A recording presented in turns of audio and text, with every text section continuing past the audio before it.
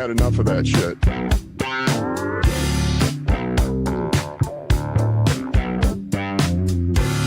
Welcome to Detroit.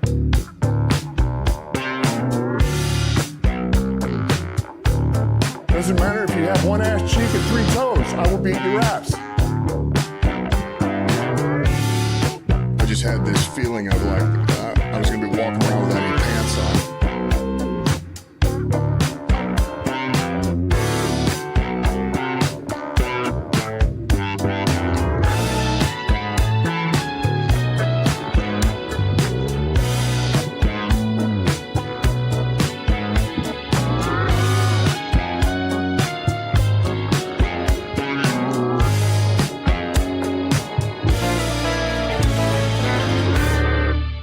You've had enough of that shit.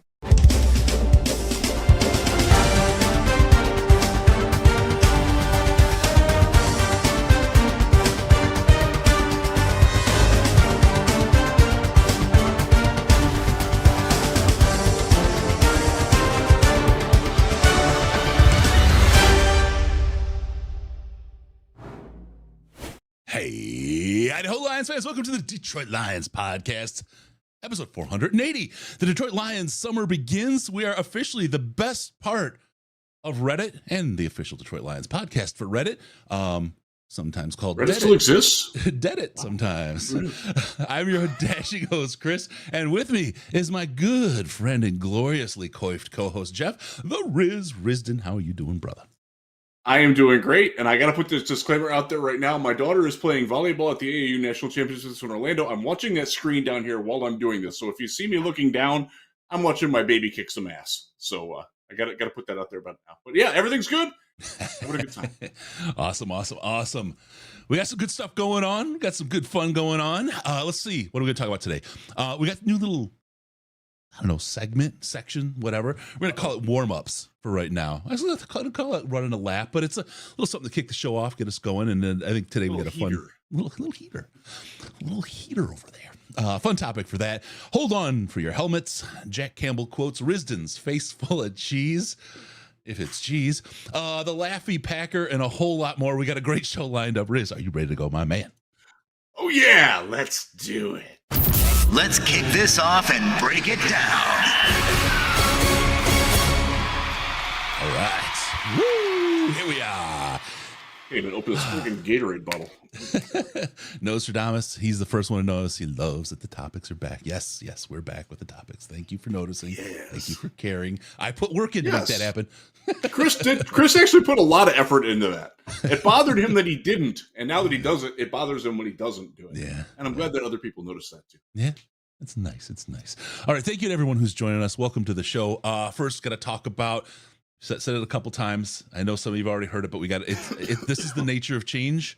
And especially this time of year, people that tune in at different times and maybe listen and don't listen to certain parts, maybe they're doing something. The logo on the podcast is going to change likely at the start of the season, end of August, somewhere around there.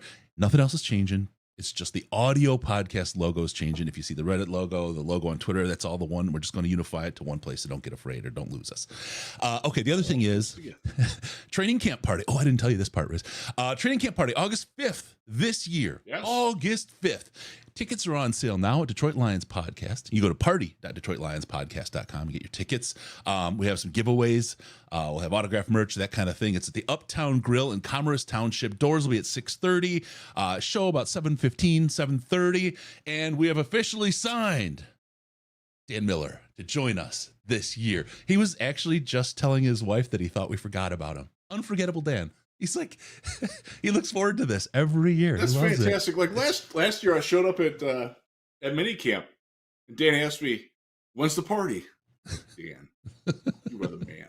It's fantastic. He's the best. He is. So look, I did some research. They haven't released a schedule, but if you're a smart man like me, maybe you look at the Ford Field schedule and you find out, oh, they're not doing the family night on the 5th. Like I was worried that maybe they were. It won't be on the 5th. No, they will be doing one. Yeah.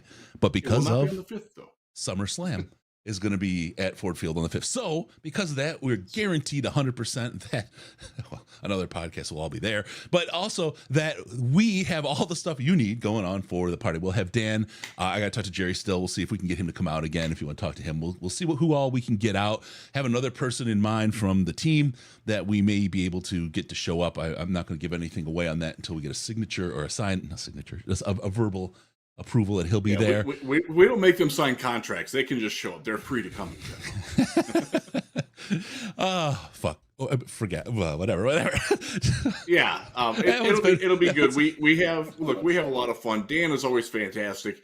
Dan can interview like a screen and it would be entertaining. He's just that good. So great to have Dan back. He has been at all of them but one, I believe. He was at the very first one, which was way back in the day, back at the drafting table in Wixom, the original one. Yeah. He showed up, and since then, I mean, everyone except one he's been at having fun. It's been great. I can't believe I dropped that. That one, I think he had Lions obligations that required him to. He had Lions obligation, the friends and family obligation one time, and came out zipped back immediately afterward, like faster than I thought you could get out of Ford Field and back to Commerce Township. He made it. I was impressed. I thought he might have had the Grand Prix in town driving him around, but it's a good time. And I apologize for that F-bomb. I've been working all day and it just slipped out. I've been it's been waiting to get out. I've been being my best behavior. So training camp party, August 5th. Tickets on sale now. Party.DetroitLionsPodcast.com.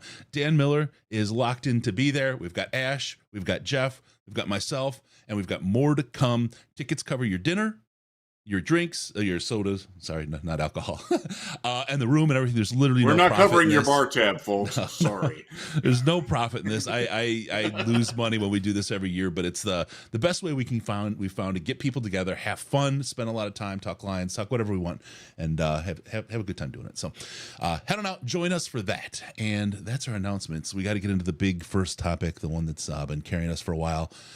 Slow it down a little bit, put a little slower music on. We want to do Riz's Biz, the gout shout out. Riz, how's the gout? It's very good. I have no issues right now. I'm going to see my doctor. Today's the 20th, right? Yeah, because tomorrow's first day of summer. Next Monday, I am seeing my doctor for my annual physical, and they do take like a little draw and they check. So for those of you who want to know the medicine behind it, gout is technically a buildup of uric acid in your body, not urine, uric acid. We're going to call it Riz's Whiz, the gout shout out now. Your normal levels in your body, I believe, are between 8 and 14. My normal resting level is somewhere around 20. So they're hoping that level has come down and responding to medication, because it's a sign that my kidneys aren't working all that great, which, that's one of the things of it. So you got to stay hydrated, keep drinking. But I feel good. I have no pain. I'm doing good. Good. All right. So from the gout shout out, let's get to the warm-ups. Got to do that injury report at the beginning there. I want to talk about Malik Willis and Will Levis. I saw this article on DraftWire. You may have heard of it. It's a site that does a lot of draft. I might have heard of that. Maybe. Has this Risdon guy who does writing there. Had a story about it, and I've seen it a couple places, but it's a fun story. Because I think back to the Malik truthers and the Levis lovers, and you've got two guys that fell way further than anyone imagined. Not anyone, but way further than anyone imagined. Most people with brains knew that they were going to. In a deathlock battle to be number 2 behind Ryan Tannehill. Who, by the way, the coaches don't like in Nashville. Yes. 2 years in a row, they've tried to replace him with a quarterback that they probably should have thought better about. Now, Will Levis is the guy I'm interested. Well, I'm interested in both of these guys, right? Because the upside. I'm interested in Malik because Chris, you and I personally like Malik, the guy. Yeah. Very, very easy guy to root for. Oh, yeah. As a quarterback, not so much. But like as a dude, like, yeah, man, I hope the best for him, but it's not looking great so far. The fact that they drafted Will Levis, who's sort of a bigger version of him, a year later. The Will Levis comp was always Josh Allen, right? And so they've got two guys. No. Oh yeah. By the people who wanted him number 3, that's exactly who they comped him to. He's saying, "Oh yeah." So between the two of them, they're similar. They're a similar kind of style, but it's just like it doesn't even fit like what you have Tannehill doing. Like you have two backups that don't necessarily fit your day-to-day scheme. Is that basically what we're saying here? Yeah, so Will Levis, one of his big problems is that if he has to count past 1 on his reads, he can't do it. And he panics, and he makes bad decisions when he panics. He reminded me a lot of a very muscular and mobile Brandon Weeden. And as Browns fans, how that went. Because, believe it or not, there were some things to like about Brandon Weeden. There were some things to like about Will Levis as well, but throwing the ball was one of the last of those things that you would like. That's kind of important for a quarterback. You know, Malik got better at reading defenses. He just holds the ball too damn long and then throws it with 0 touch at all, which is also a Levis problem. It's interesting because Ryan Tannehill has his faults. I put Ryan Tannehill in the same tier, but lower in the tier with Jared Goff, Kirk Cousins, I'm trying to think who else is in that. Derek Carr. Carr's right in that range. Like Tannehill's probably fallen to near the bottom of that tier, but like when he's good, he's a pretty good quarterback and can do things like he can count to 3 on a read, which is interesting because when I saw him play in college, he was a college wide receiver catching passes from future XFL quarterback Josh Johnson. Or Jalen Johnson. Yeah. I digress. But yeah, it's a very interesting quarterback battle that they've got going on in Tennessee. And it's, you know, neither of those guys are in Detroit because you've had enough of that shit. Yeah. I'm gonna say I'm gonna root for Malik because again, we liked him personally. He's a very easy young man to like. Yep. And Levis, I honestly I've never met Will Levis, but just the way that I don't know. I don't see a lot of. So one of the things that we talk about in Draft Wire, we'll diverge here in the draft for a second, is when you've got a guy that the big knock on him is that, well, he'll get better with NFL coaching. Don't count on NFL coaching being better than what he got in college because it doesn't always happen. Some people wind up in Chicago and get worse coaching than they did in college. Some people wind up in Detroit with Matt Patricia. They can do that. That's certainly a possibility. I think Not anymore, if you asked David Blau for an honest assessment, he would tell you he was probably better coached in college than he was in the pros, and I would agree with him. Yeah, I don't Like see that either. So that's why you are really risking when you take a guy that's as unrefined as Will Levis is and banking on your coaching staff to make him refined, especially when he's older and has been through multiple offenses already and none of them really clicked. I don't know, man. I never saw it with him, and I kind of think Malik will wind up pulling that out just because I do think there's a little bit more upside. Although Levis is built, man. We'll see what happens. I'm interested. He's built like Tim Tebow, and like Tim Tebow had his advocates for a very long time. The problem is you got a guy who was drafted. Willis was what, mid or end of the third round? He was the third round. And then you have Levis who was picked the next year at the top of the second round, and they're both, the two of them are battling. It's rough. Yeah, behind a first round college wide receiver who's played pretty well, but not great for a long time. Yeah, they're a fascinating team this year. So can I tell you real quick? Yeah, go ahead. Just I'm sorry on that point, right? If it was Detroit and Jared Goff, people would be screaming, put Malik in or put Levis in and bring the quarterback of the future. Give up on, they would be saying give up on him. Yes. And I think you're going to start hearing that if Goff doesn't get a good start this year, you're going to start hearing that pretty quick with Hooker too. And it's tough to be that guy and have in the second you trip up, right? There's no chance, there's no forgiveness. And this is I think going to be the pit of despair for between SOL fans and regular Lions fans. This year, it's all going to hinge on Goff's performance. And the second, I don't care if it's game 8 before he has like a bad game, the screams for Hooker are going to start. And I remember the Charlie Batch You're going to years see and- the people. You're going to see like the Leonardo me. See, I told you. Yeah. I'm right. Oh God. Oh boy. So anyway, Yeah, he's dividing the fan base in a way that I think is weirdly unhealthy. That people take such wild stances on him. yeah, I wouldn't he's a say good quarterback. He's got a lot to prove, but he's a good quarterback. Yeah, I wouldn't say he's divided. Just this week at Lions Wire, I simultaneously predicted him or wrote him up as the player with the most on the line in 2023, and also my prediction for the divisional MVP in 2023. That'll do it. Get pushed. Get a Because little. I don't know push. what's going to happen. I don't. I think it could be great. I think he could also regress, and that would be a problem. Yeah, And I I'm don't not think sure he that- will. I don't think he will. And I think one of the key reasons there's a whole bunch of pieces to it, but I think again the biggest threat to Jared Goff is his head, the support around Jared him. Goff, 100%. And Yeah. he's got all the support around him he needs. I don't see regression out of him. He's in a very this good year. spot. with Yeah, that. I feel like the confidence. I feel like again it's June, right? But I feel like this is the year where Jared Goff has consistency from his coach. And I'll say it in kind of a funny way. The consistent love from his coach. McVay, that guy was hot and cold.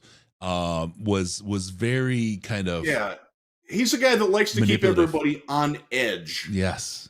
And that's not the way that Jared Goff operates. No. And that's not the way Ben Johnson is. That's certainly not the way that Dan Campbell is.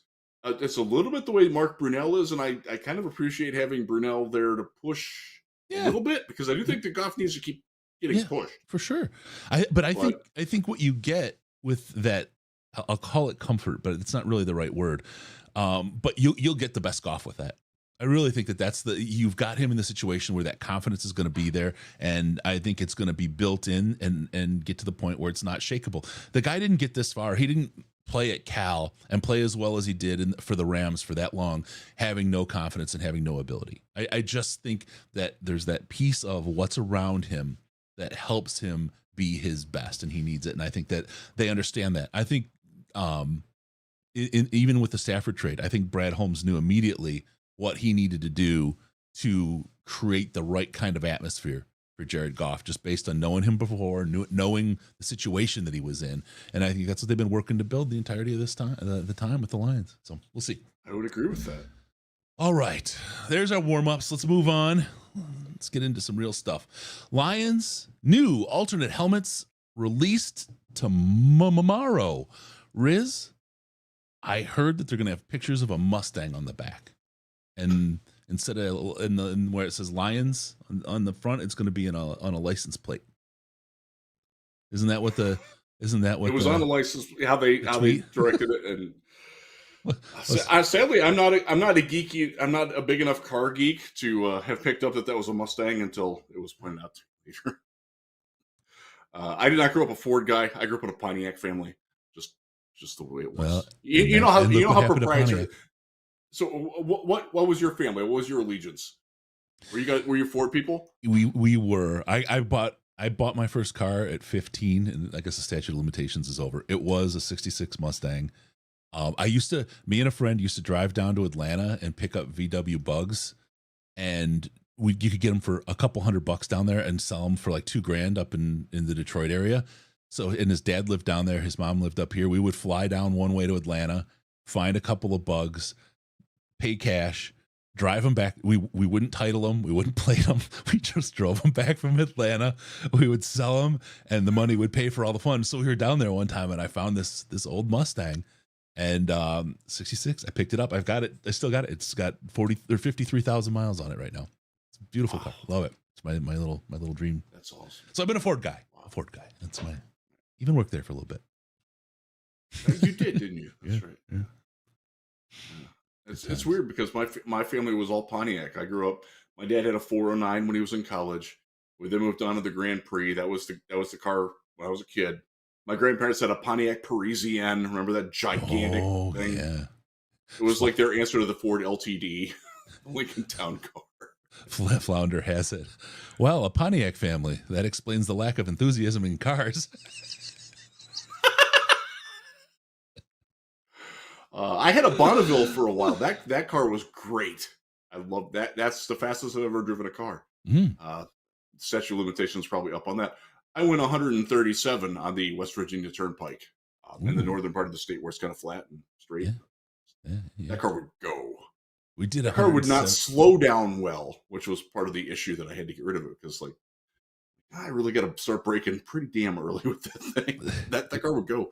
We did 172 on the Autobahn, but that was with a professional driver. And then I did just an RCH over 150 myself driving. It's one of my bucket list things is to be a professional driver on a closed course, or at least ride in one. You know how they always advertise that professional driver. I want that to be me. I want to do that.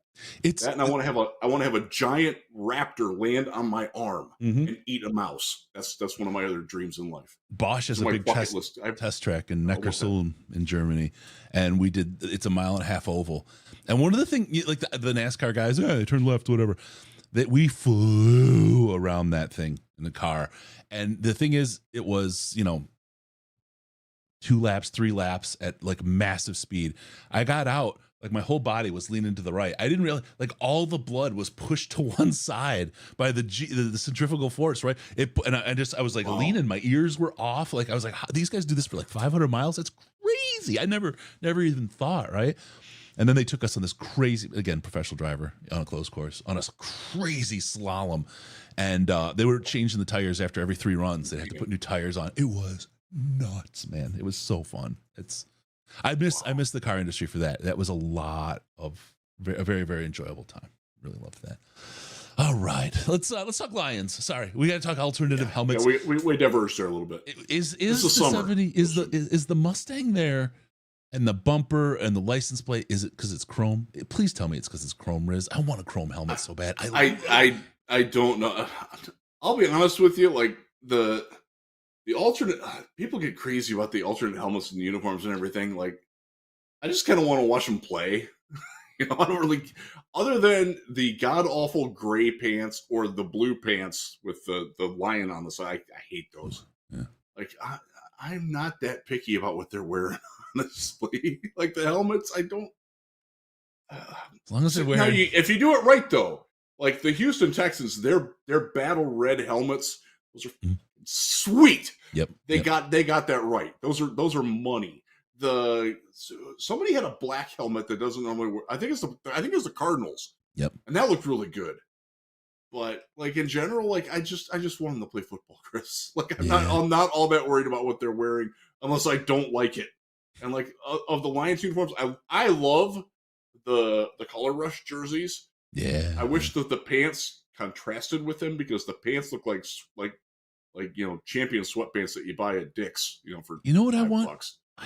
I'm going to mix a couple sports here, but do you remember when it was Nike redid a bunch of uniforms? They redid the Spartans with the dark, like it was like a greenish black, and then the cool ass helmets. So the only way I can describe it, and I'm going to go to racing here, is when they had that chrome illusion paint that would like change colors a little bit. I want Lions like blue toned chrome illusion jerseys and helmets. That's what I want. I've just decided that's such a badass look, man. Those, and I'm not a Spartans guy at all, right? But those were tidy looking. Those were tidy looking uniforms. So my issue with chrome is that the Memphis Tigers football team has had that color of, and the helmet. If you're watching it and there's like the light is weird or the sun is shining, you can't see crap. Like, it's not good. I worry that that's something that would happen with that.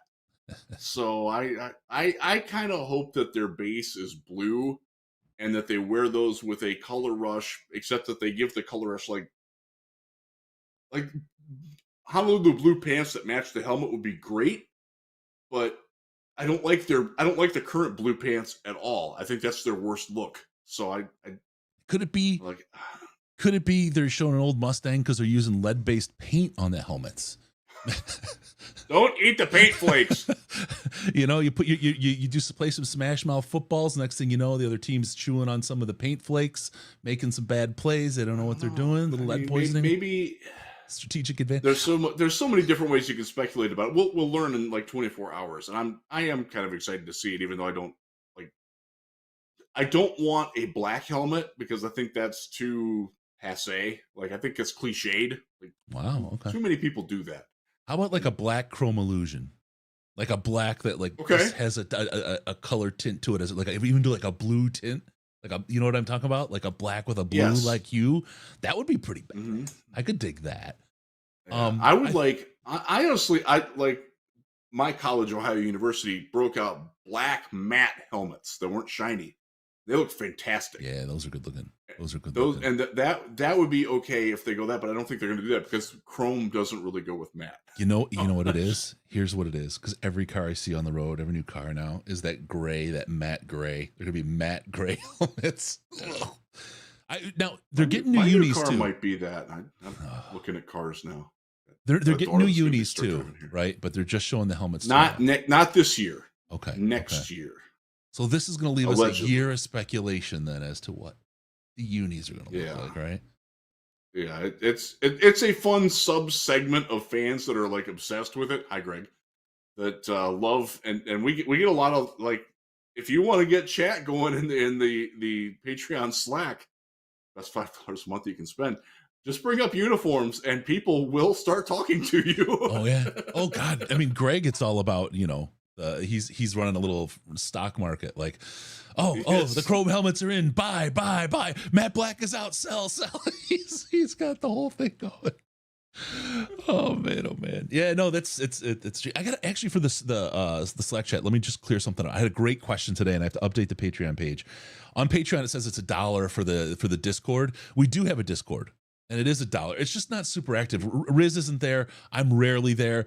It's not as active of place, but we do use it like when we do the draft party and we do live reaction stuff. We'll have that as part of it when we bring a bunch of people in from the Slack. We'll use the Discord to bring them into the show, that kind of thing. So the Discord's there. It is used, but just not a lot. The Slack is for $5 tier or more, and you'll have both Slack and Discord then, so you can try them out. Yeah. If you want to get a group of people to come in at the $1 tier and use Discord and make Discord a rockin' place, I challenge you to do it. I mean, I don't say I challenge you because I think you could get a lot of interaction. There's a lot of people that are Discord folks that love it. And I think if you could get a core group of people going, you could build up a pretty good set of conversations there. And especially with, your John Oliver fetish going on in Reddit, you might have an opportunity to talk some football with your friends. There's some good Discords out there. I downloaded it one time because you told me to.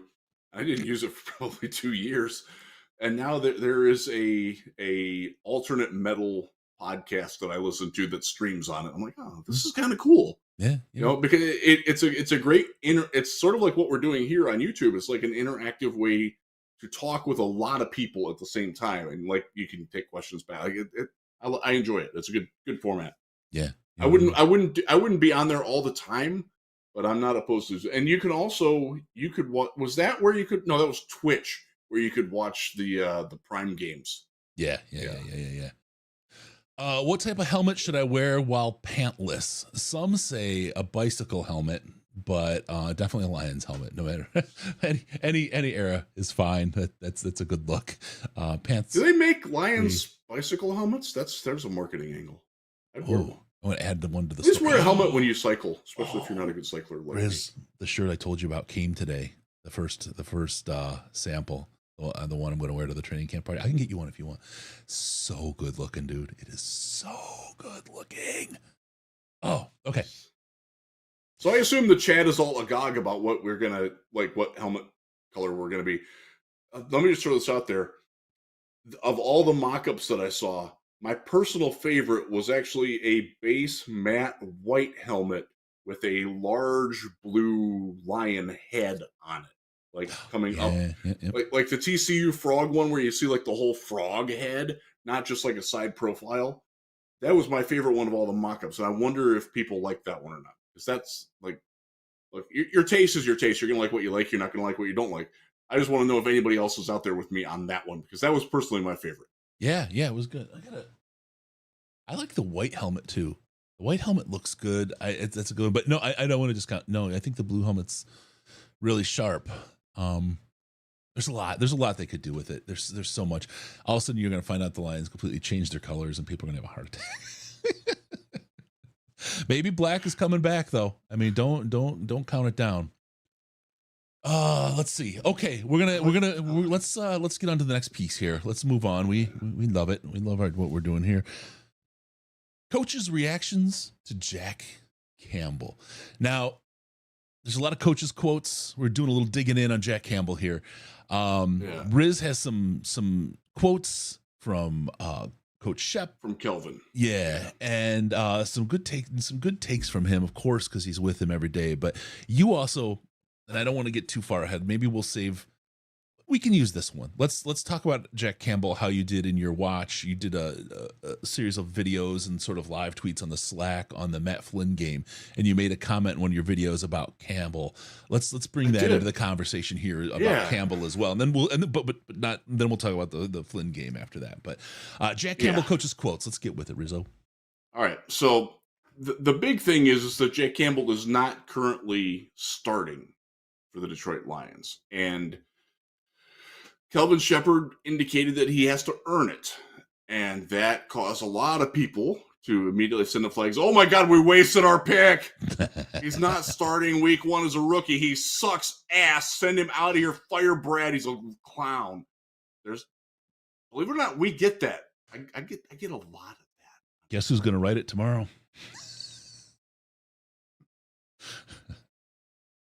It's probably already in the drafts. Yeah. Trying to find a sensational. All right, so I'm gonna tell you what his position coach, the man who's most responsible for the depth chart at his position, Kelvin Shepherd, former NFL linebacker, pretty good one by the way, before his body gave out on him, had to say about Jack Campbell. He said, "We are going to play the best players." This is Dan. I'm sorry, this is Dan. We're going to play the best players. We do not care what that looks like, and when that starts top down, it's easy for me to walk into my linebacker room after we take a guy pick 18, because in probably 20 other rooms that player's starting, and there's nothing you can do about it as a position coach.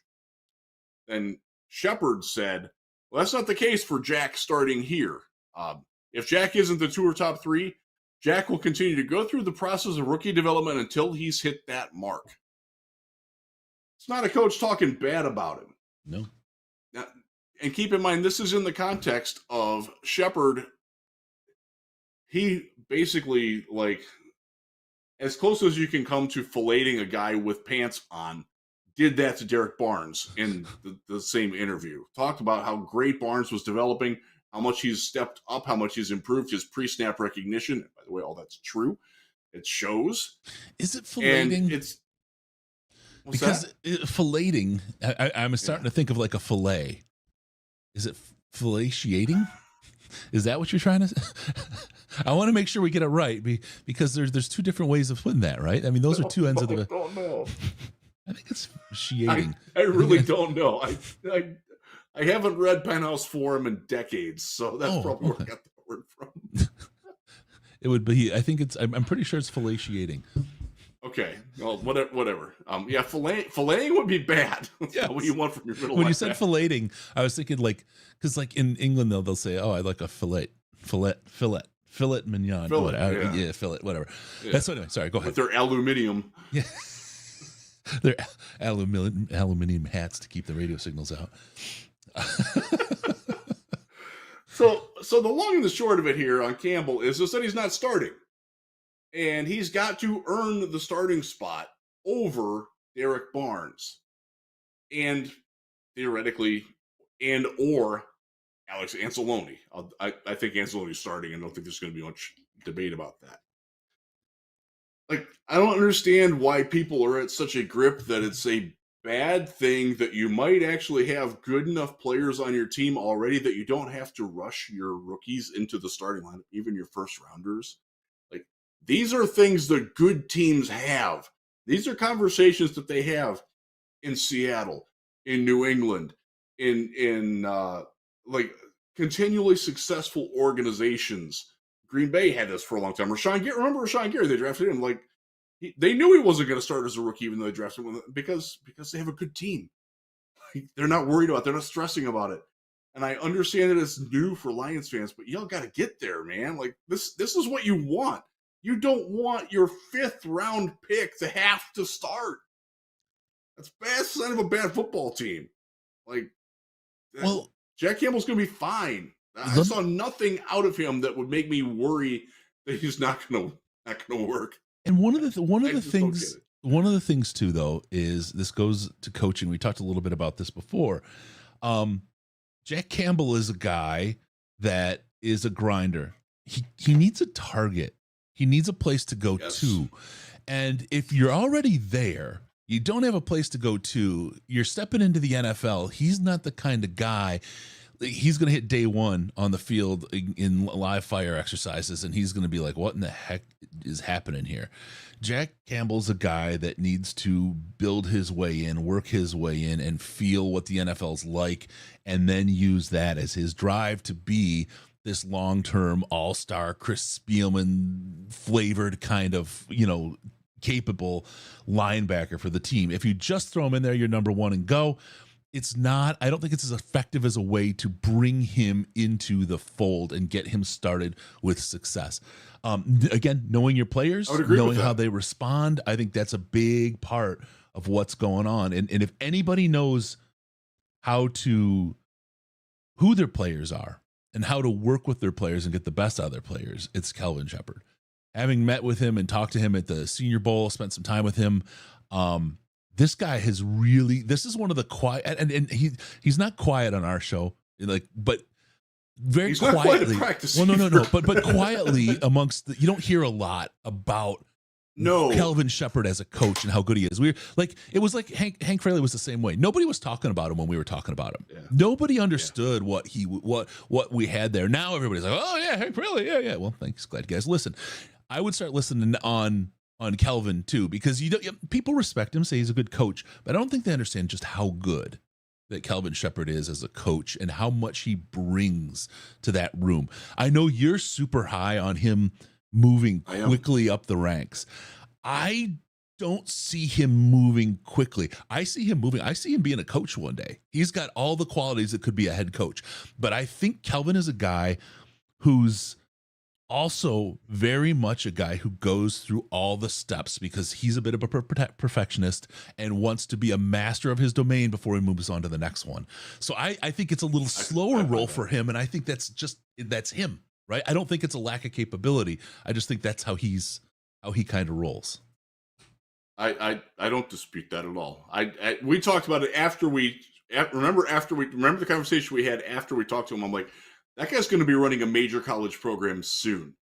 And I will say, I still think he could do that, but I think his coaching, I think the way that he's handling the older players portends very well for him to be a very good NFL head coach someday. Certainly a coordinator. He will be a coordinator somewhere sooner than later. But, and one of the things that I saw in minicamp was him coaching. Like they had a drill where they were working on gap assignments in gaps in defending gap runs and zone blocking runs. And there were safeties involved, there were cornerbacks involved, and he was coaching all of them. There weren't linemen because the linemen were doing something else. But the detail that he had for each specific player, whether it's the outside corner, the slot safety, the deep safety coming up to where his he checked every box, man. Like, this guy knows what the hell he's doing. Yep. And was able to communicate it in a way such that different players with different backgrounds and positions all understood what he was trying to do. And that's, we talked about Aubrey Pleasant a lot and about how his coaching was fairly one note. And that's one of the reasons why he washed out.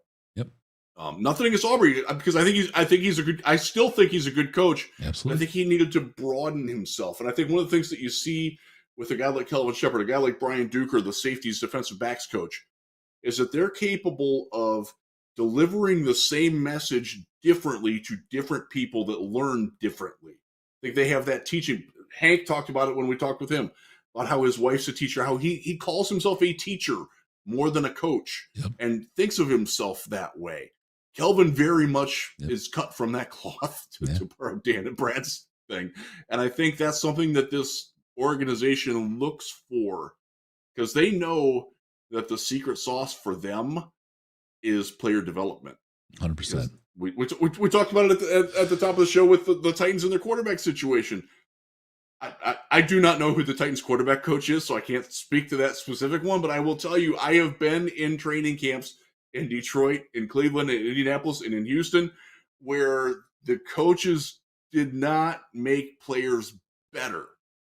They yelled at them to try to motivate them to get better, but they didn't tell them how. How do you develop Malik Willis? How do you develop Malik Willis or Will Levis in a Ryan Tannehill offense?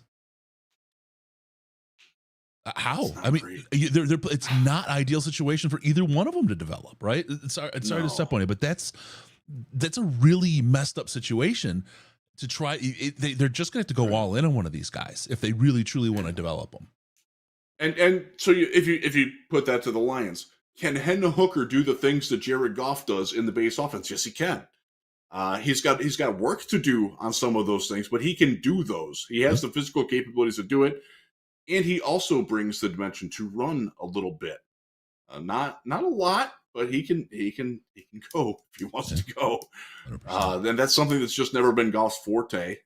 Not that Goff is a bad athlete, but he's not built to take big hits, and he's not a guy that knows how to protect himself very well. But he knows that about himself. Mm-hmm. I've always appreciated that self-awareness about Jared Goff, and knowing that he's trying to be the best Jared Goff he can be. And he's not going to try to, turn himself into a runner. Like, that's just not who he was.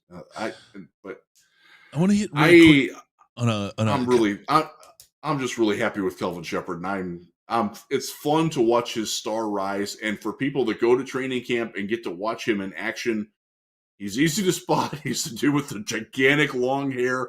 He's got a raspy Southern accent voice. He's from Louisiana. And you can hear him. He's not shy, and he's a massive asset for this coaching staff. Massive. I want to hit really quick. Corey Johnson says Brad did say at his post night one draft presser that he didn't think fans would have to wait and see their top two selections contribute. His evaluation process said Jack would be a day one starter. I don't give an F if he has the season, but Holmes did seem to draft him to start immediately, according to his own words. Yes. But think about this. Put it in context, right? The expectation for Jack is that he's a day one starter. You've pinned that on the wall for Jack. What he's hearing right now is he has work to do. Right? Emphasize that's for Jack. Yeah. What Jack hears now is that he has work to do. Jack is a guy that wants to perform.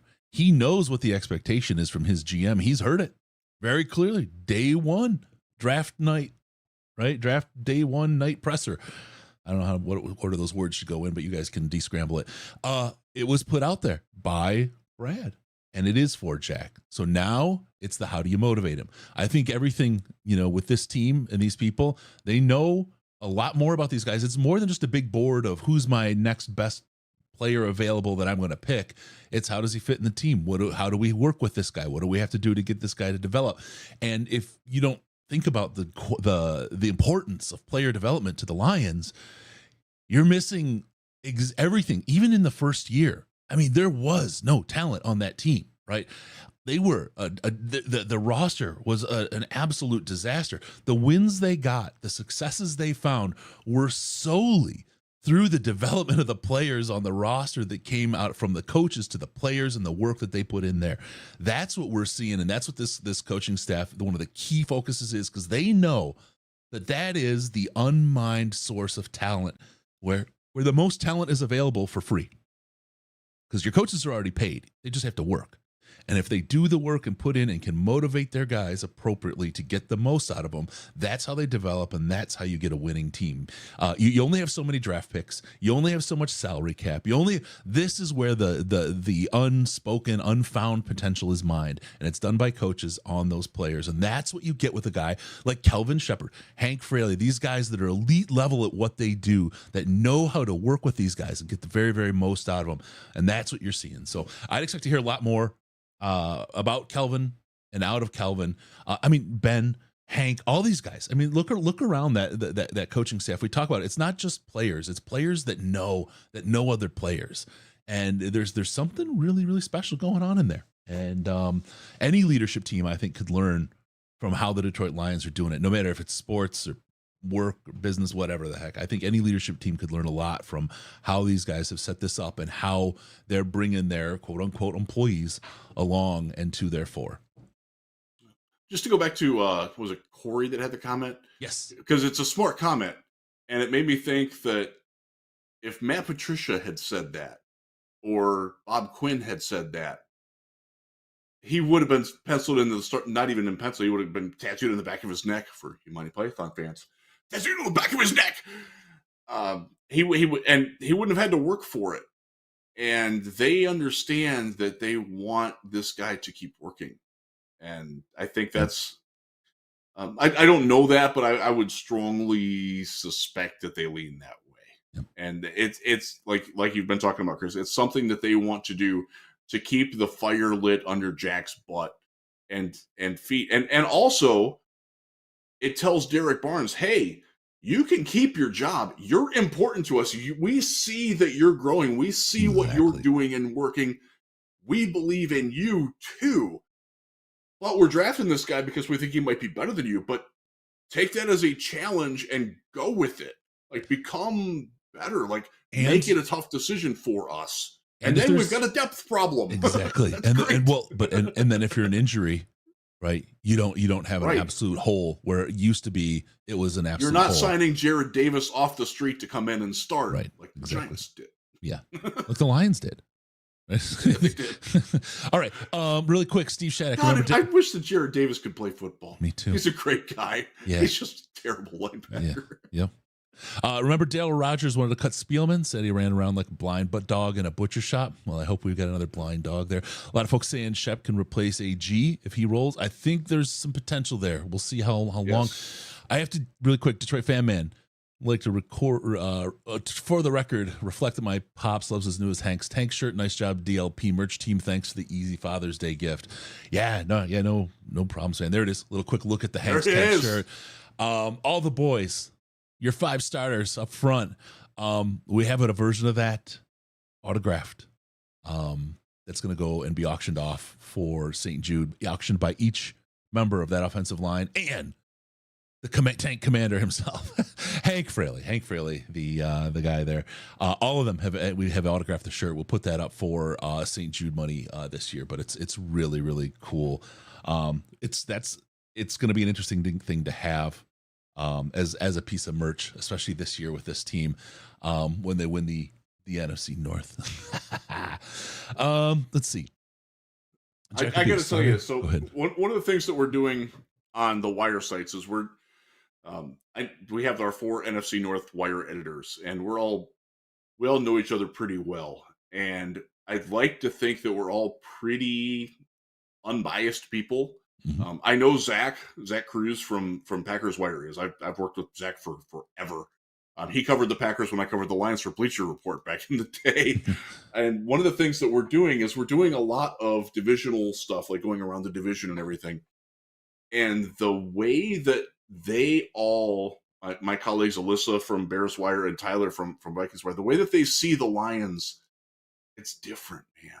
It's cool. Yeah. It's weird for me to be like in the front runner status. Like, that's just not, I'm not used to covering that team, you know? And it's kind of fun, but yeah. So can we talk about the Matt Flynn, the Jack Campbell part of that? I'll let you. Yes, you can. There's a quick question I want to get to, but it's after. We'll do it after that. Go ahead. Okay. So spoiler alert, I watched the Matt Flynn game last night. And everybody who was in the Patreon Slack, I recorded messages of me watching the TV. I'm showing you the game. I didn't want to show you my face because I look like hell. My cat was sitting right up here too and didn't want pussy on the screen. Still is. So gotta keep it safe. But one of the ones that I did had nothing to do with the game that we were like the Matt Flynn part. But there was a play that Stephen Tulloch made where he waited for the blocker to clear on a run to it'll be left tackle. And he waited for the blocker to clear, and he knifed behind it and tackled Ryan Grant for like a 1-yard gain. And I recorded it, and I'm like, that's Jack Campbell. That's what he's going to do in Detroit. Because that's exactly what he did at Iowa. And he's got that instinct. He's got that knowledge of how to play football geometry. He's got a master's degree in football geometry. He really does. And it shows very quickly. He's got the athleticism to pull that off. I'm like, if you can do that game, like there's such a difference between 2nd and 9 and 2nd and 5. And I think this Lions defense is going to have opponents in 2nd and 9, 3rd and 8, a lot more than they have been. And that's going to produce, what does that mean? They're going to throw. Guess what? James Houston, go in there, go get him. CJ Gardner-Johnson, maybe play a little robber role here. Kirby Joseph, maybe undercut that route because the quarterback's not going to be able to put enough under it, and you can make a play out. Like that all works together. That's where the run defense is so important. I don't care about like if they give up 150 yards in a game, but if they're doing it because the opponent keeps running and they're getting 3 yards per carry on first down, like yards per carry on first down is that, and the explosive run, runs of over 10 yards. Those are the only significant running back stats. Volume stats don't mean squadouche in the NFL. I don't care if they gave up 100 yards. If they have 10 first down runs against them and they give up 33 yards on that, that's a damn good run defense. You can win with that. Yep. They're giving up 58 on that, you're probably in trouble. Well, and that's the thing. You want people to throw the ball against this defense. With that depth at corner that you have, holy cow. And like if we could have gotten Carolina, you're gonna see a lot more of that in the preseason. Once you start seeing Cam Sutton out there and seeing what he can do and seeing what a guy like Starling Thomas, what kind of promise he offers as an undrafted rookie. You're going to see Jerry out there with a healthy offseason where he doesn't have to worry about rehabbing an injury. He can just go out there and ball. Yep. Like it's going to be fun.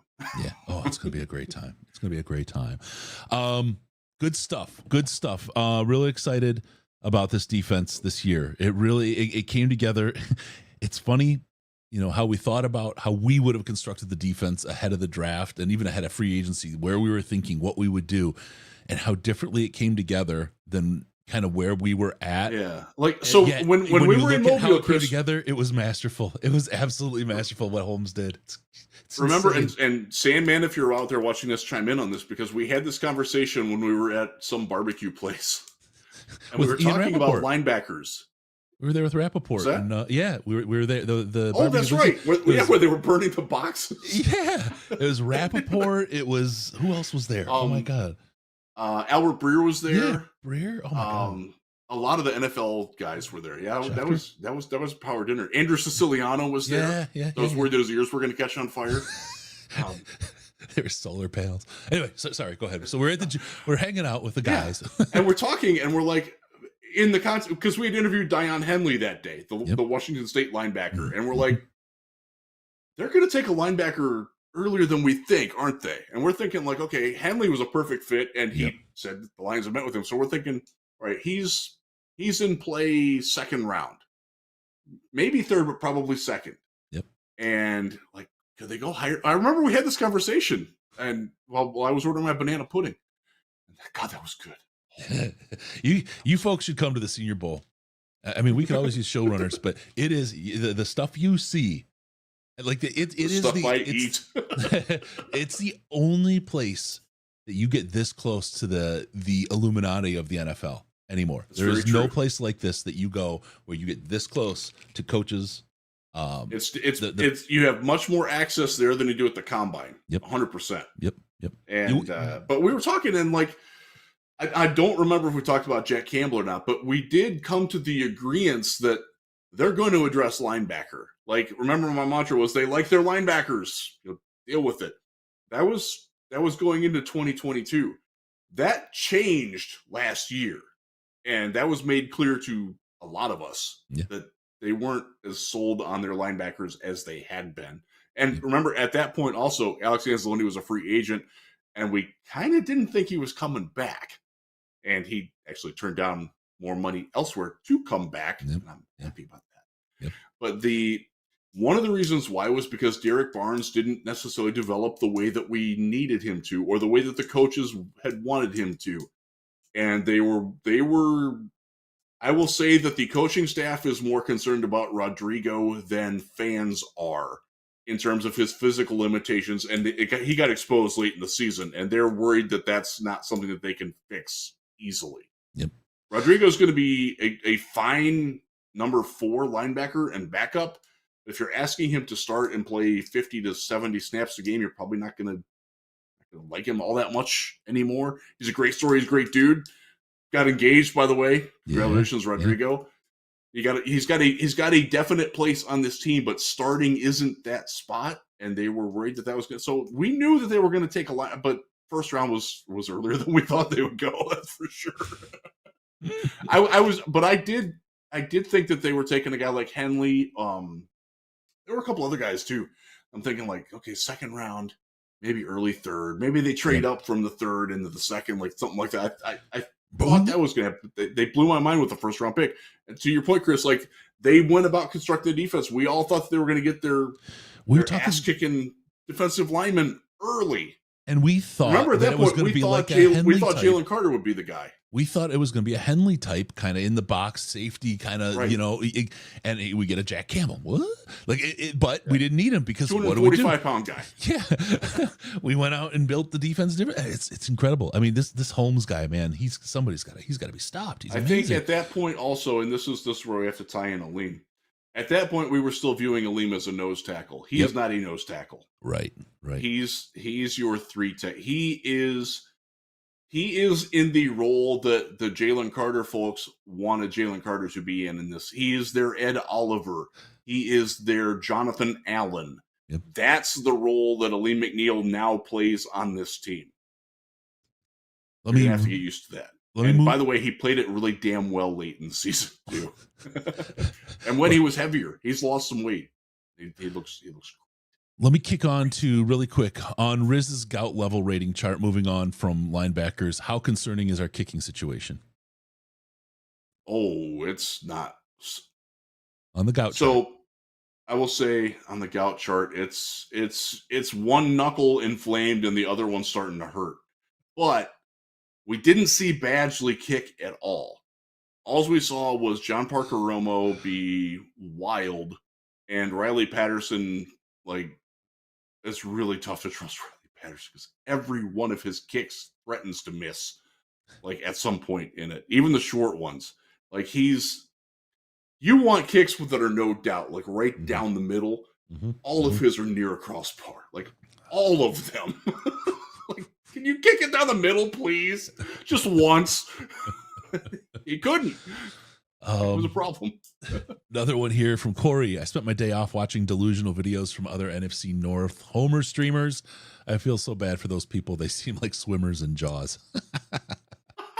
That's a good reference because Jaws was released in 1977 today on the anniversary. There you go. I just read a little thing about that. It's a great movie. It's worth rewatching, and it holds up. Yeah. 1977, fantastic year for movies. You got Star Wars.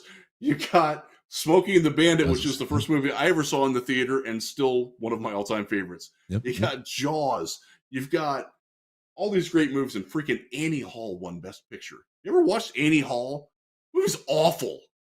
Awful. Yeah. I don't get Woody Allen movies. They're not made for me. No. Yes, but not even me either. Yeah. Ugh.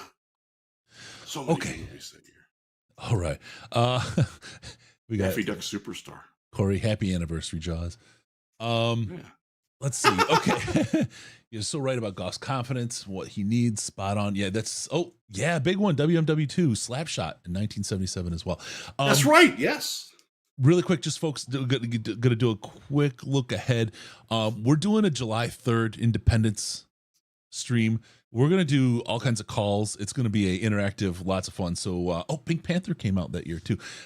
So we may do a lot of off topic, but it'll be fun. It'll be kind of a prelude to the hangout at the draft party or the training camp party, but definitely going to be a good one. So keep up, get your questions and snarky comments ready because we'll be going there. Okay, with that, let's roll that one out of there. Let's get on to our next topic if you're okay, Riz. If you feel all positioned out. Since I teased it. Okay, you teased. Dirty tease. My daughter's team just won, by the way. I'm very happy. Congratulations, brother. My wife and daughter are in Orlando, and they are now playing in the gold bracket tomorrow. They're a 14U team. They're playing in 15s, like not the top level, but the next level down, and they're kicking ass, and I'm very happy about that. So tell them to get up. Go 14. Go far out black 14. Tell them to get up at 3 a.m. And look east towards Daytona or Cape Canaveral, and there's a SpaceX ship going up tonight. I mean, I can see them from Tampa. I watch them out my window of my house like every time I get the notification. I go look. It's pretty amazing to see a rocket going up. I mean, it's like it's pretty regular. It's pretty cool. All right, let's go on to the next piece. The Riz gets his due. Finally, watching the Matt Flynn game, getting a face full of cheese. Now, Riz has threatened to watch this game for about 3 years now. Yeah. And so somebody made a pledge in the first St. Jude's telethon that I would watch it, and I accepted it, and I had just not gotten around to it. And I'm sitting there last night, it's like 6 o'clock, and I'm like, what am I going to do tonight? I'm like, you know what? I need content. I'm going to watch that damn game. So I did. Finally. And I'm glad I did. Oh, man. Melbourne. Sorry. Bobo Land said, thanks. I'm in Melbourne. I'll check it out tonight. I'm like, they're not launching over the Pacific, but Melbourne, Florida. I forgot about Melbourne, Florida. Forgot about that one. My cousin Tom lives there. Shout out to you, Tom. Yeah. All right. The Riz watches the game. Riz, you know what? I want to talk about something really quick, just while we have everybody. Please hit the like and subscribe button. It means a lot. It helps us out. It helps people find us. Helps us keep creating content. Just on there, hit the like. You're watching just down at the bottom. It's really easy to do. Hit the subscribe button. We appreciate it. Thank you. And you'll hear when we're going on live. You see in the description for the video today, we have some really big interviews coming up, and you are absolutely going to want to know when they happen. We'll put them on, and you'll be notified, and you'll be able to see. And we very well may be doing an AMA with somebody very big who may have been mentioned in the show already today. You will get a chance to get questions in and ask and take part, but you got to know. And if you don't subscribe, you don't know. So you'll get to join us and see those. This is going to be a big summer of interviews of really important people who aren't working every day now because it's the off season. So there you go with that. Sorry, I just wanted to get that in. We do it once per show. Like, subscribe. Thank you, everybody. All right, Riz, let's talk about the face full of cheese. You talked about Jack Campbell playing on the on the team. I highlighted a play from that game that Stephen Tulloch made. I had forgotten that Stephen Tulloch was in that game. that was too as well. So one of the things that came up to me, first off, and remember, so the backstory on this is the only Lions game since at least 2005 that I have never watched, like, at all. It was the last game of the season. I lived in Houston at the time, and my family and I went and did the Polar Express outside of Dallas, and it was like a 3-hour drive. And it was the last day that they did it, and my son was like 6 or 7 at the time and just obsessed with the Polar Express. So we did that. And I never saw the game. I heard the first 2 or 3 drives in the car, and then we got there, and then when I got back in the car after the ball, like, what happened? Like, I'm like frantic, like, oh my God. Matt Flynn threw 6 touchdowns. 530 some yards, was it? Do I remember right? Yeah. Yes. Yes. It was But ridiculous. Stafford threw over 500 that game too, didn't he? He threw for 480. Okay. He threw for 477, I want to say. The two teams combined for over 1,000 passing yards in the game. God. My God. So that one of the game things hurt. that it did. So there was context around it. Like the Lions had already qualified for the playoffs, but they didn't have the seeding locked up. Like if they would have won the game, they would have been the number 4 seed, and they would have played the New York Giants the next week. Losing it meant that they were the 6th seed and had to play the Saints in New Orleans next week, and that was a terrible matchup for them. Now, parenthetically, the Giants wound up winning the Super Bowl, so maybe that wouldn't have gone well for the Lions either, but they sure seemed to match up better with the Giants. Yeah. It didn't work. So Green Bay, things that I did not know about this game going into it that don't get mentioned in the lore around it. So for Green Bay, Rodgers didn't play, obviously. Brian Bulaga did not play. Their starting right tackle was Clifton. He played the first drive and then sat out with injury. Clay Matthews didn't play. BJ Raji didn't play. Charles Woodson didn't play. Like, they sat their people. And I did not know that. The Lions were without Louis Delmas. He was hurt. Who else did he hurt? Exactly. I loved Louis Delmas. I did too. I loved him. But I wish that guy injured had so many of our own knees because he players. was a good player. He was a really good player. He injured Just more of didn't our have any- players than opponents did. That's the problem. He did. Yeah. So Javid Best was gone by then. They were with but we had our top unit there. In fact, one of our cornerbacks, Eric Wright, just came back for that game. But our starting cornerbacks for that game were Brandon McDonald and Alfonso Smith. I don't know if you remember Alfonso Smith. I had forgotten that he played in this game. All 5'8" of him. It was bad. Oh my God. These are names that are like triggering. And that was one of the things that I'm like, how? So at that point, we had built up our defensive line pretty well. We had Sammy Lee Hill and Ndamukong Suh, Kyle Van den Bosch, Cliff Averill was there. Like we had the front, and the Steven linebackers Tulloch. were good. Like Yep. Tulloch was there playing well, and then we had Amari Spivey starting at free safety. Like, oh my God.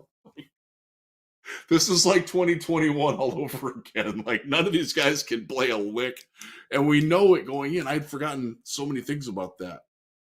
So some of my takeaways, I wrote this up for Lions Wire, and if you're really interested in my deeper thoughts, I posted probably 10 videos in the Slack last night of my reactions to what was going on. But the game prism changed for me in watching it in retrospect, because it's all the time I've been like, Matt Flynn just tore us up. Like, he was fantastic. Like, it kind of didn't play that way watching it. Was he good? Yeah. Was he great? No, not really. Like, the Lions defense was absolute crap. I remember watching the game and being stunned when I saw the stats at the end, right? And was like, maybe I was repressing the game, right? And I haven't watched again, but I just and then Flynn went out and got his intergenerational wealth, huge deal in Seattle, yeah, out of that game. And you look at it and you say, well, there it is. I mean, the guy had a game and he just destroyed us. But you're right. Watching it in the moment, I don't remember him being the superstar that the stats made him out to be. No, so their biggest play was an 80-yard pass that Matt Flynn threw the ball -1 yard, and Ryan Grant just ran past everybody. It wasn't even through. It was just passed. No, it wasn't. There wasn't even hands ran. outstretched. I mean, that defense was so slow, and so like they weren't even close enough to like even reach to try to. No, they wouldn't even try. The safeties on that team need to be shot. That's the only way that you can be effectively dealt. They were terrible. And again, Alfonso Smith did get an interception in this game, but I want to say that he gave up 15 completions. Like, wherever he went, That's where Matt Flynn's primary read was. And just throw it over his head because he's 5'8" and can't jump. Like, If you Donald want Driver killed him, Jordy Nelson killed him, Jermichael. So, Chris, you know this about me. There are a few players in the league that I actively dislike and root against. Jermichael Finley was always one of those guys. I just did not like Jermichael Finley. Yeah. Nothing personal. I just didn't like him. Like, and I didn't like that Packers fans put him on this plateau. And at that point, Brandon Pettigrew was still a fairly solid young player. Yep. And he, other than one drop in this game, he had a great game, by the way. But he had 2 less drops than Calvin Johnson did in that game. Well, he was no Albert Hainsworth, right? No. But no. And that's actually where I wanted to go next. If you ever feel like you might be a little too high on Calvin, or you want to feel grumpy about the money thing or whatever, watch that game. And you're going to say, how the hell is that guy even in the Hall of Fame? Aren't you?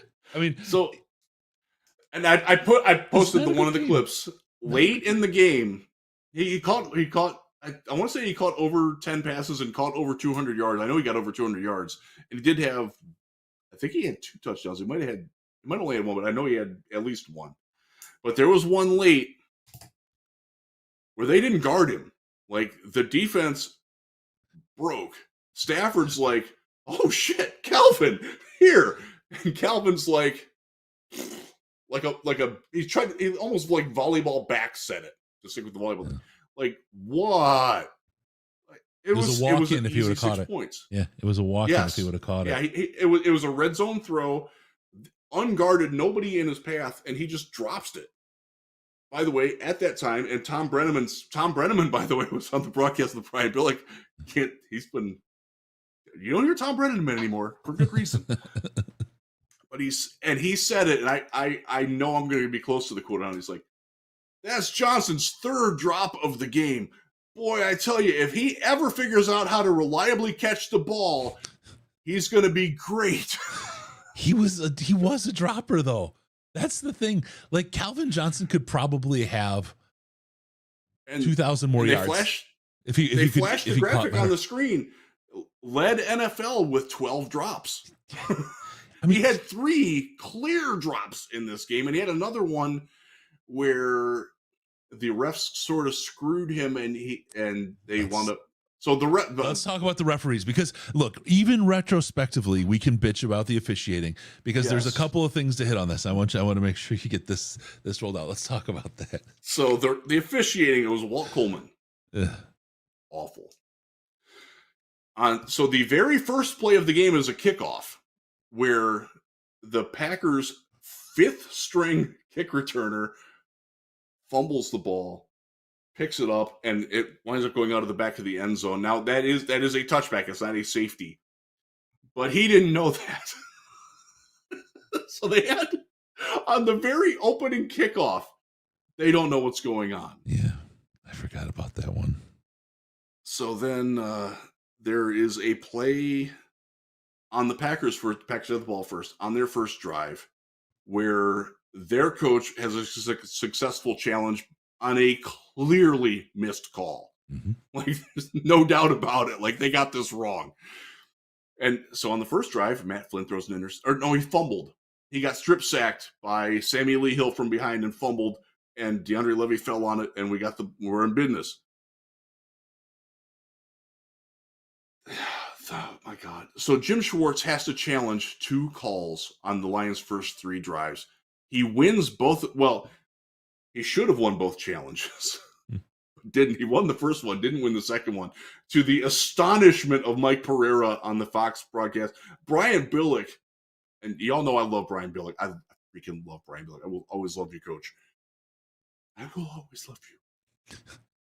Brian Billick is ready to go down on the field and rip Walt Coleman a new one for how bad he missed this call and how bad his crew missed this call. So there are then 3 other plays later in the game where Jim Schwartz would have challenged and would have won the challenge, but he couldn't because at the time the NFL rules said you can't challenge anymore. And 2 of the plays in question were plays that are now automatically reviewed. One of them was a clear touchdown catch by Titus Young. Yep.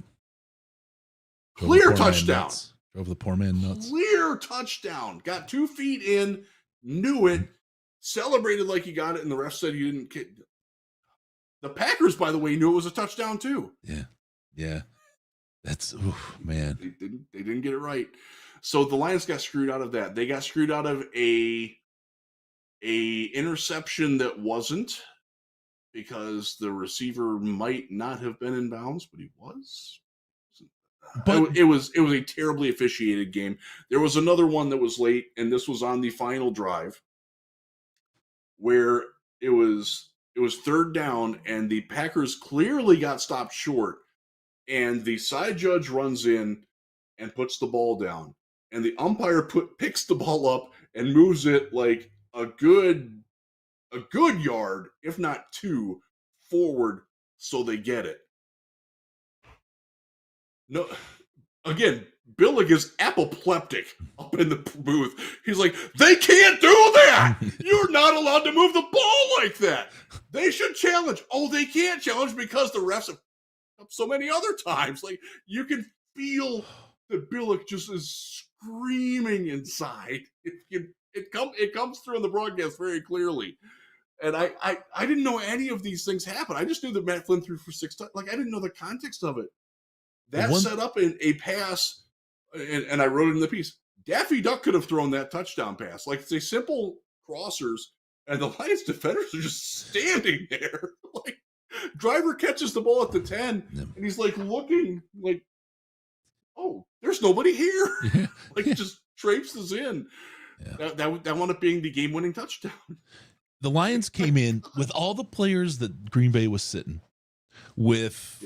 The Lions the way they were. The Lions came into that game and they should have won. They should have won. They had everything, and they came in and they played so flat.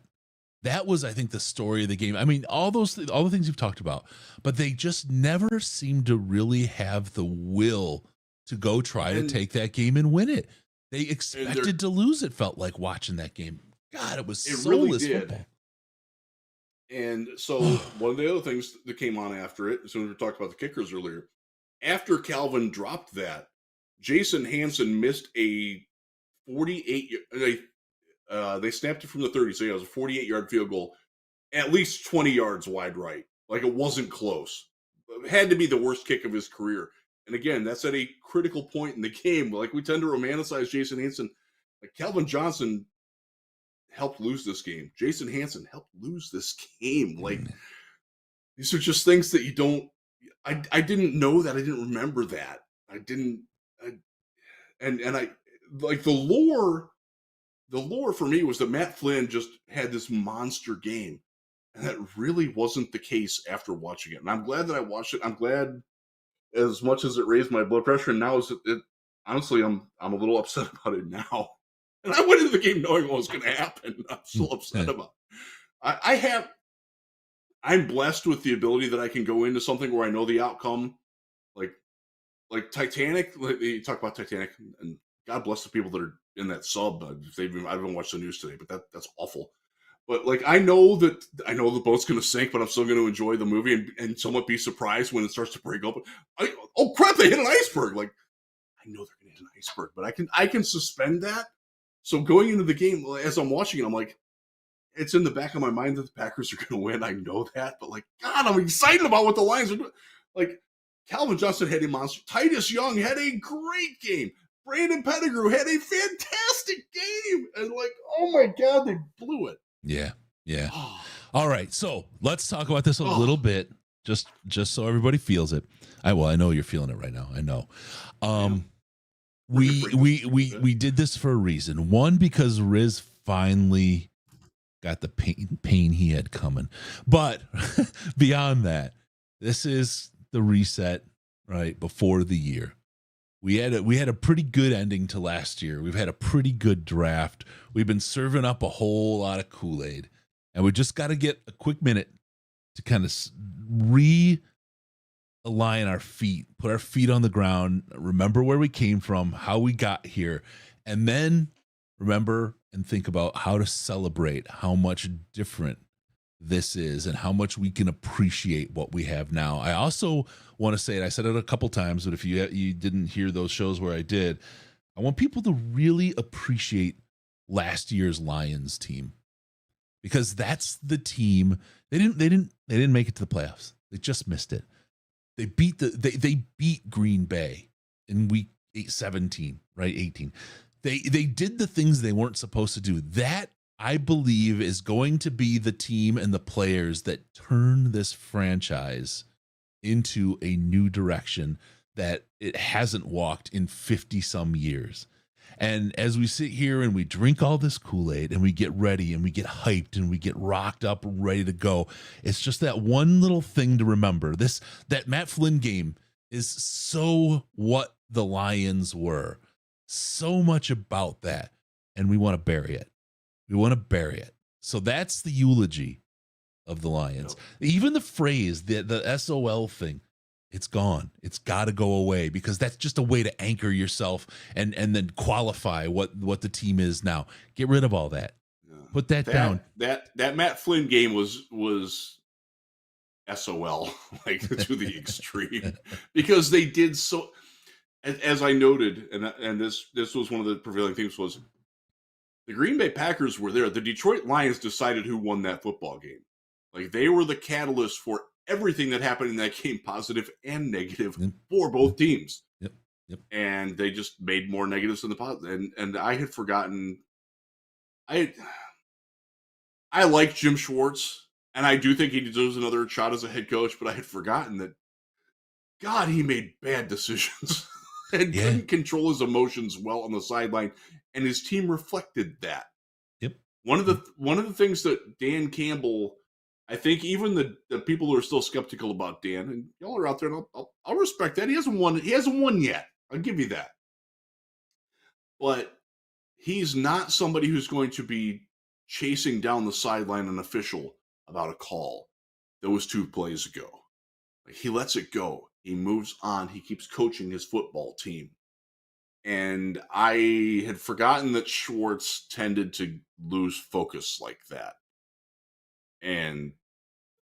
But the other thing that, and this was one of the conclusions that I came to, was that was a Lions team that we thought was going somewhere. Mm. They were 10-5 going into that game, 10-6. They had a playoff game. They got blown out by the Saints. No shame in that. Saints were really good back then. Drew Brees was on, like, they were really, really good. But we thought that they could build from that, and we thought it was the start of something. And just like we do now, like, we think last year was the start of something. But then you look at the draft that they had, and you look at the holes that they had on there. That secondary was brutal. It was awful. That team was not nearly as complete a team as what we have now. No, which is why I'm saying this is the difference. This is the difference on the team you have. So just anchor yourself, understand where you were. When we get there, I expect every one of you to rub Bears fans and Packers fans and Vikings fans' faces in the dirt so much. I expect you to drown them in a puddle of mud and spit on them while they're gurgling.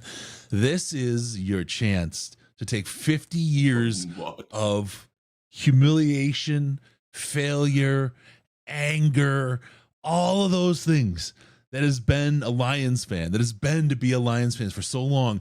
You owe them the payback for all those years of BS that you've taken from the fans on the other teams along the way, on TV, the refs, the people saying, well, if you had a good team, you got to play better than the refs, all that stuff. This is your chance, and this is the team where you can take that and focus that and FTP, FTB, and FTV.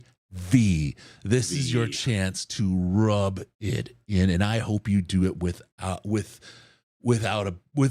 abandon. Just drive it home. Just dance on their grave when you win and celebrate every second. It could go away at any time. Take the moment and just dance naked on them. Do it. Do it. Do it. Because You know, this game will the way tell you're talking you. about it, the way you're talking about it reminds me of when the Chicago Cubs won for the first time. And most of the nation was like, oh man, that's awesome. The Cubs finally did it. Yeah. I can see America rallying around the Lions like 100%. that. I can. And F them. And F 'em. I will be happy to have been part of that. Be a terrible winner. F them. They were bad. You've earned it. You've earned every second of it. This is why like people hated the Seahawks fans, because they finally won and they were just insufferable. Be insufferable. Be insufferable. F them. You've earned it. Yeah, You've they earned that shit on right. you for ages. They laughed at you. F them. And with that mindset, we want to remind you that on August 5th at the Uptown Grill in Commerce Township, we're having our training camp party, annual party. We've got Segue right there, ladies and gentlemen. Sorry, I have to put this one. Chris sounds like he's going to be handing out tea bags like he works at Lipton. You are goddamn right I am. These nuts. Are going to be all throughout the NFC North. August 5th, Uptown Grill, Commerce Township, training camp party. Join us. Dan Miller is committed. He will be there. We're working. We had Jerry there, Jerry Jacobs last year. We'll see if we can get him out this year again. It's he's such a great guy, and it's open, so we should be able to get a couple people. We got some good stuff. Get there. It's tickets are on sale at party.detroitlionspodcast.com. Party.detroitlionspodcast.com. We'll have giveaways, autographed stuff, door prizes, the whole thing. You get a door prize entry automatically by bringing a ticket. The ticket covers your dinner, your pizza, your breadsticks, your salad, all the soda you can drink is all covered. Covers the crust of the room as well. I mean, it's literally a break even or less kind of event. It's there just to have fun. And we all drink. We do a live show, like I said, with those folks, and more than we have listed now. And afterwards, we stay there till they close. They close at 2 a.m. And we've gone and done after parties actually sometimes as well. Yes, party.detroitlionspodcast.com, and we hang out, and it's a great time. That's the most fun. The show's fun too. Don't get me wrong, but hanging out and just talking with people for so long, it's a lot of fun. Join us for that training camp party, August 5th, And Uptown just Grill. like while we're eating, like it's cool to see. It's cool to see people that have been in the Slack or like, oh, that's who you are. Oh, cool. Let's sit and talk for a while. Like, there's a lot of that goes on. It's neat. Yep. All right, let's go. We got another topic we got to hit here. Let me get to it really quick. Jordan Love has made us laugh so many times. Beginning with being picked, not only picked, but traded for and picked Jordan. Where he was. But this weekend, you talk about an own goal or a self-own or like a, what are you thinking, dope? Jordan Love tweets out, Happy Father's Day to the Bears. Like, I don't know. There's a dad joke in there somewhere. I don't know if he knows what a dad is. It's the other one. Who's your daddy? They're not, Jordan. Yeah, ouch. Ouch. Dude, did he delete the tweet or did he leave it? I feel like you have to leave it at that point and just eat it. I'll be honest, I haven't been online much. Trying to avoid that kind of thing this week. I feel like you got to eat that, Al. You're calling him your dad. So again, in our NFC North editor show, we had some fun with that. Zach did too. So, come on, dude. So I got to bring this up. So I spent a lot of time with a Bears fan today. I'm sorry. Not an irrational Bears fan, and we actually had a really good talk. And one of the things that he was talking about was he's honestly rooting for the Lions this year, in the vein of anybody's better than the Packers. Let's go Lions, and then like he believes that the Bears are a year behind in the rebuild, that they're moving in the right direction. I honestly don't disagree with that. I think they had a pretty good draft. I think they have a plan. That was one of the things we talked about. One of the things that he talked about in pointing to Detroit was you can see from the outside that they've got a plan and that they're sticking to it, and it's a good plan. Like, we haven't had that in Chicago in a while either. It's one of the weird things, because I think even Packers fans would, if it wasn't the Packers and the Packers kind of turnstiled their way through the first part of the year, and they were obviously not competitive. I think Packers fans would be like, okay, I can get behind the Lions, you know, and they're Right. I think the only group that's not going to acquiesce as they should is going to be the Vikings. They're probably the one fan base because that's Vikings be too bitter. fans, and I think Vikings fans do see their team as they are the defending division champs, and they see themselves as the team that should be favored. And I don't know, man, like Zadarius Smith's gone, Dalvin Cook's gone. Like they lost a lot. And I'll give it to my guy Ryan Hermani. Like he's like, they lost 7 starters, and I'm not sure that any one of those spots they've filled is as good. I agree with you, Ryan. You're right. I think you're right. I think that the Lions are poised to be there, and I think all those 1-loss or 1-score wins that they had last year, they go the other way. some of those are going to start to turn the other direction. Yeah. Now, yeah. The counter that you get from Vikings fans, and I got this earlier this week as well because I was sitting with a Vikings fan for a little bit, was Jared Goff's going to throw interceptions next year. You know that, right? I'm like, yeah, I do. I think that the team around him is good enough to absorb the fallback from Jared Goff. I think that I will reiterate my point. I am more confident that the defense will rank higher than the offense for Detroit than I think anybody else is. I believe in this defense. I really do think that even if the offense falls back further than even the biggest pessimist would expect, I think the defense got it. I think the defense has their back. I think defense can cover that. I really do. I think I'm actually a little more worried about the offense than I am the defense, because there are things within the offense, the lack of depth in the offensive line, the relative lack of game-breaking talent. Like Amon-Ra is a phenomenal receiver. He's not a game breaker. He's a guy that's going to consistently move the chains for you. He's not a guy that's going to catch a 4-yard slant and turn it into an 80-yard drive unless you're playing the Detroit Lions defense from 2011. He wasn't last year, but this year he will. Maybe. Well, he could. He could. Right? I mean, he could develop into that. Where do things change for the better? Where do things change for the worse? Right? That's because things are going to be different. That's just the nature of the game. They're always different. Exactly. One of the things that got me, and this came up on Twitter, I think it came up in the Slack too, was I pointed out that Cam Sutton, the new cornerback, correctly identified every single route that was going to be run in a goal line drill or a red zone drill. Yep. And people are like, well, how does he know that? I'm like, well, because he studied film.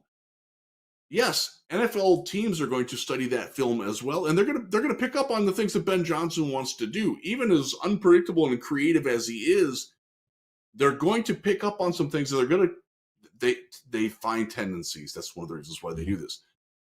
I believe that Ben will be able to counter some of that, but not all of it. Like there's a finite limit to what he can do with what he's got.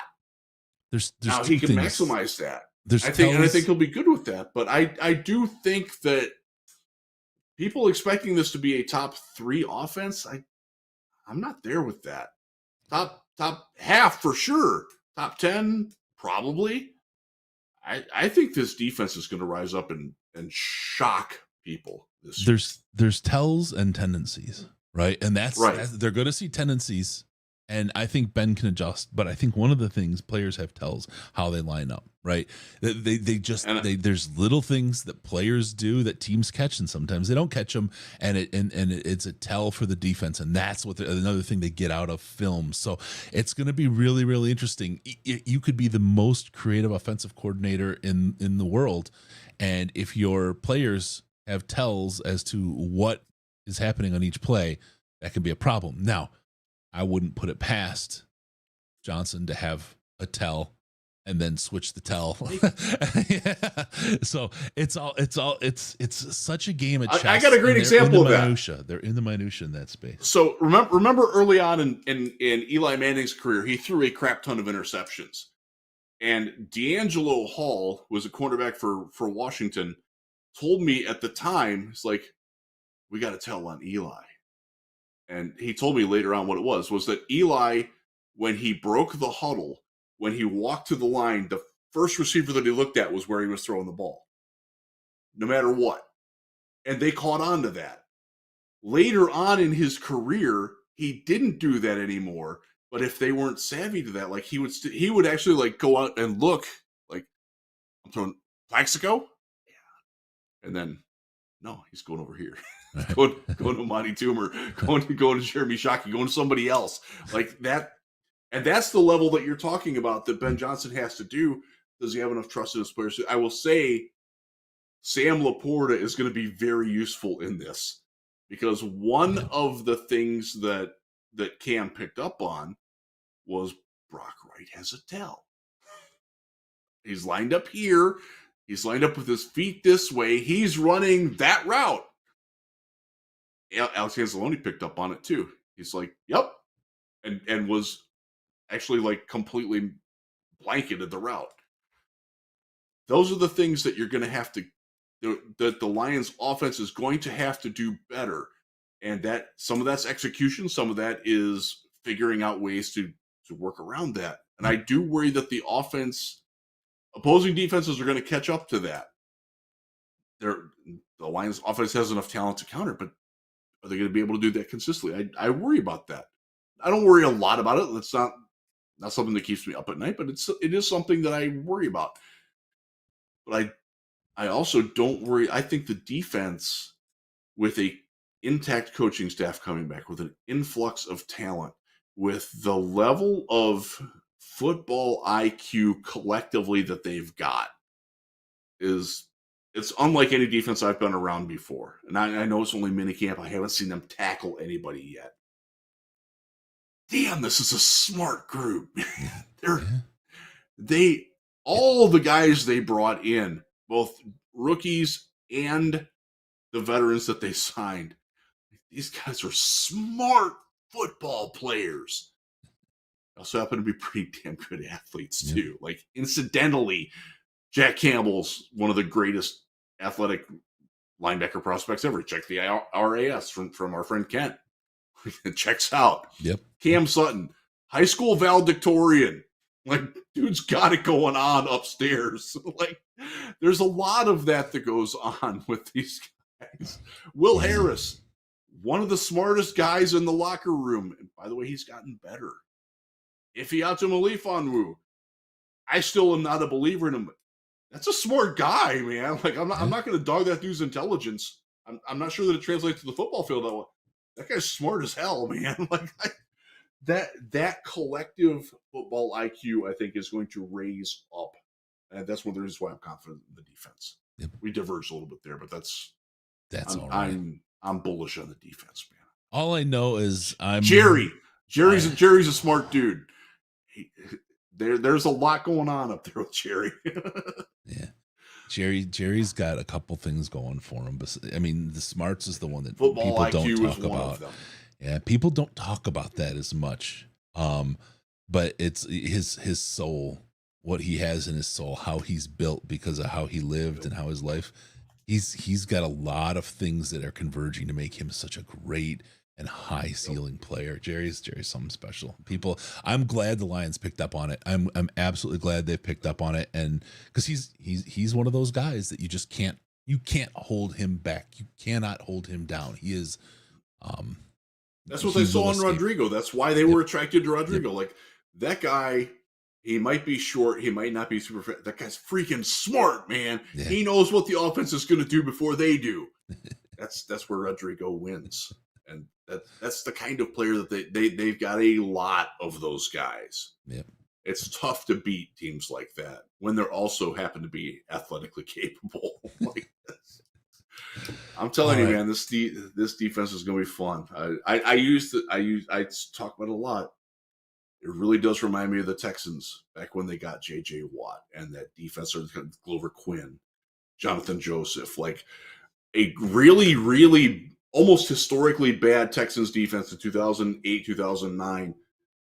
They got all those young guys together that gelled, and they had a good coach. D'Amico Ryans was on that team, and they went and everybody remembers Arian Foster coming in and Andre Johnson By the way, we had a really good talk about Andre Johnson's Hall of Fame candidacy in the Slack channel.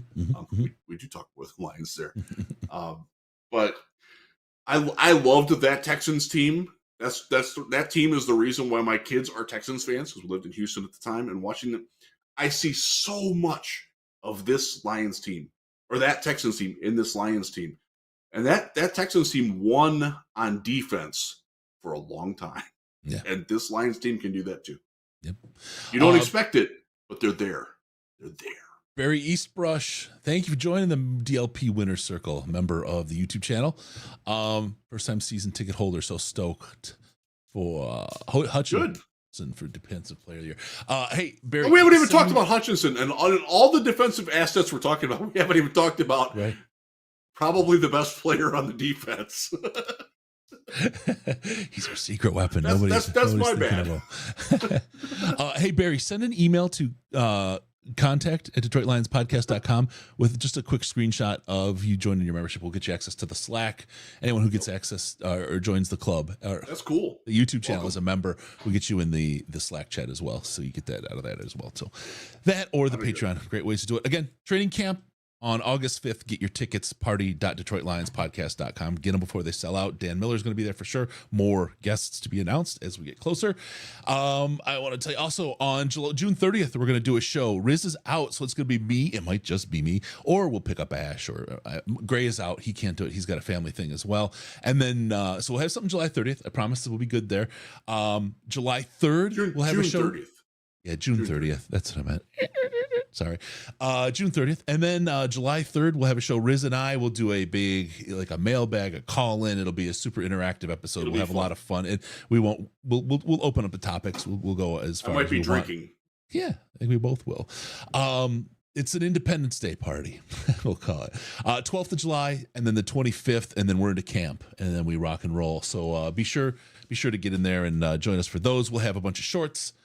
Quick hits along the way. This last week has been a little bit slower because everybody's kind of readjusting and kind of getting into that summer mode. But we've got our coverage ready and lined up for you for the rest of the season. I have. So I promised people in the Slack a mailbag. I did that when I was drunk. The last time I drank, it was like 2 or 3 weeks ago. Well, when he's drinking, I will answer those questions at some point soon. The problem is when Riz is drinking, he spells it MALE bag, so then it gets really kind of confusing for everybody. Yeah, that was a private channel. Time. That's a private channel in the Slack. There's the Riz's OnlyFans channel. All right.